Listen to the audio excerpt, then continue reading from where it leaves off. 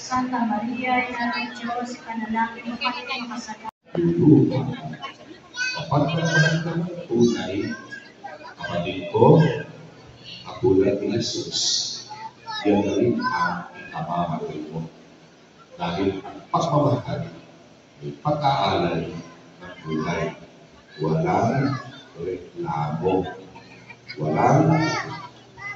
Walang sasabihin masakit. Dahil nasulat na, ang pagmamahal ay hindi magagaling, hindi nagtatanim sa kapwa. Amen? Amen. Kaya, kung alam mo kung bakit ka nakapagod, nahihirapan, kung bakit ka bumabangon, para kanino ka ba? Para kanino mo ba ginagawa ang lahat ng pagsusumikat na iyan? Para kanino? Ano ba ang dahilan? At kahit na napapagod ka, ano ba ang dahilan? At kahit na maliit lang ang sweldo, patuloy ka pa rin. Na nagtatrabaho kahit nahihirapan ka na. At alam mo ang dahilan ng iyong paghihirap, ang paghihirap nito ay nagiging isang kabuuan. Ang paghihirap nito, your suffering becomes your joy. Your suffering becomes your offering. Your suffering becomes your love. Amen? Amen? Oo. Kaya, habang ikaw ay makapagod, habang ikaw ay nahihirapan, huwag mong kakalimutan, habang buhay may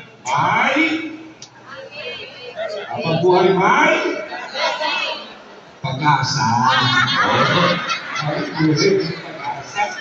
Amen po ba? Sabihin nyo natin, habang buhay ay pagsubok. Habang buhay may pagsubok. Habang buhay may pagbangon. Habang buhay may pagbangon. Habang buhay may pag-ibig. Habang buhay may pag-asa. Amen ba yun? Kaya hindi tayo mawawalan ng pag-asa.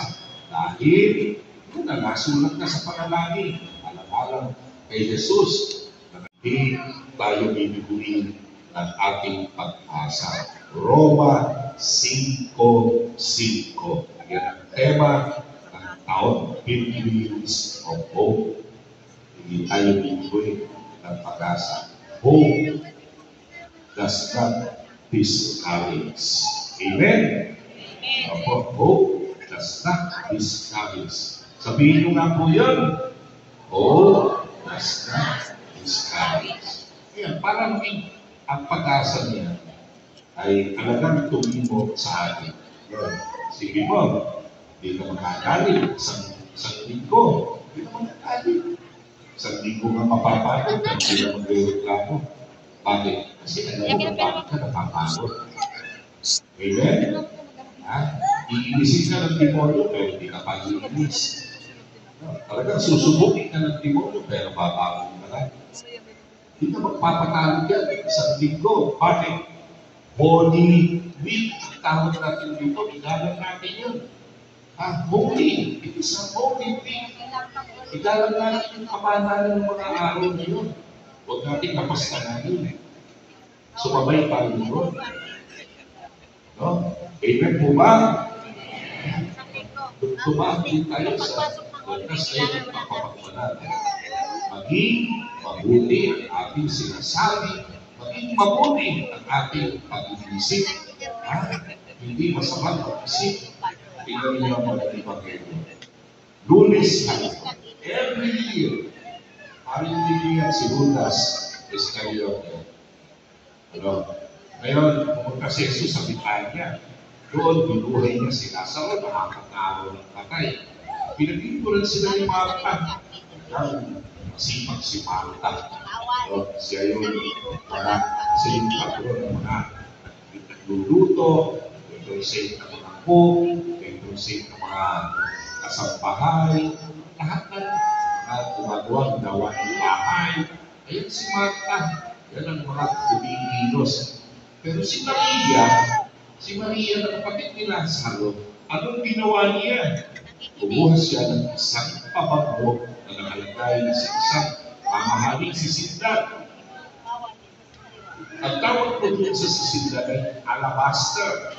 Alabastro. Sabihin mo nga ako, alabaster. Opo, alabaster glass. Yan, stained glass. Yan, mga naka-ano yan. Stained glass yan. Stained glass. No? Mga stained glass. Maganda po ba? Maganda. Yung mga nasa pagitan, mga ordinary glasses lang yan. No? Subalit yung alabaster glass, napakatindi po doon. Ang mahal po niya. Sa buong mundo, dalawa lang po simbahan na may alabaster glass. Yung isa ay ang simbahan ng Church of All Nations sa Gethsemane. Pero ba, makarating ang Holy Land? Sana makarating kayo doon. Makikita niyo yung simbahan sa Gethsemane, alabaster po ang glass niya. Kapag ako alabaster, kapag sumikat ang araw, tumama sa salamin na yan, hindi po malulubot yung rays sa loob. Ganong katindi yung alabaster glass. Mahal po yan, ang glass na yan. Yung isa pong simbahan na alabaster sa buong mundo ay ang Basilica ni St. Paul sa Roma. Kaya dalawa lang ang may alabaster church o alabaster glass. The Church of All Nations in Gethsemane and the Basilica of St. Paul in Rome. Ang mahal pala ng alabastro. Doon nakalagay ang pababong nardo. Magkano na po ang sukat ni Judas? Magkano na yung pabago na yun? Tutusin. 300 denaryo. Natatandaan niyo pa ba? Magpakain ng Panginoon ng 5,000 lalaki. Where ang mga bata, mga babae? Yan ang tinatawag natin na multiplication. Ganun ba gagawin mo sa anak mo? Kukumpitin mo? Anak, lumisingilan ka. Alam mo kung ilang bata nagkakas ng kainom mo? At nagete mo? Kasi isang buwan ganito ka rin natin, uubos mo eh. Magkano isang ganyan? O, 2,000 mahigit yan. Ha?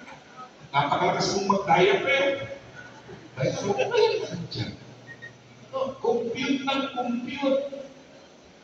Toast ng toast. Ang pangit na ng ugali mo. Tinutuos ko, kumakain ko, tinutuos ko, kinakain. Tamaan, natumatang sa langit, tamaan ng bagong buhay. Amen. Ano sabi ni Judas? Kahit ang puntaan din natin yun, ay talagang napakamahal din. Inaksaya mo lang na, ibuhusay yung paa. Magtaking niya, pwede naman yan ay pagbili. Siguro naman yung lugalan. Hindi na ko yung sakit na yun sa loob ng 2 buwan. Nakarating na namin ng masbate, nakarating na namin ng igol, ayaw, ingay ka. At lagi ko hinihingi kayo, Lord, ikaw ang Diyos at kapangyarihan. Ayaw ko. Sabi nga ng sister wife ko, patingnan mo na yan sa doktor at x-ray. Sabi ko, hindi pa naman maabot sa tuhod. Sabi ko, pag umabot sa tuhod yung sakit, palipay. Ay, ulihin na. Lord, let your sweet power. Lord, let your sweet power. Come speak and make me whole.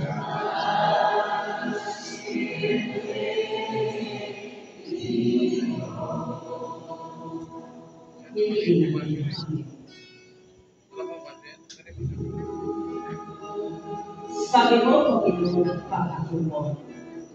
Aking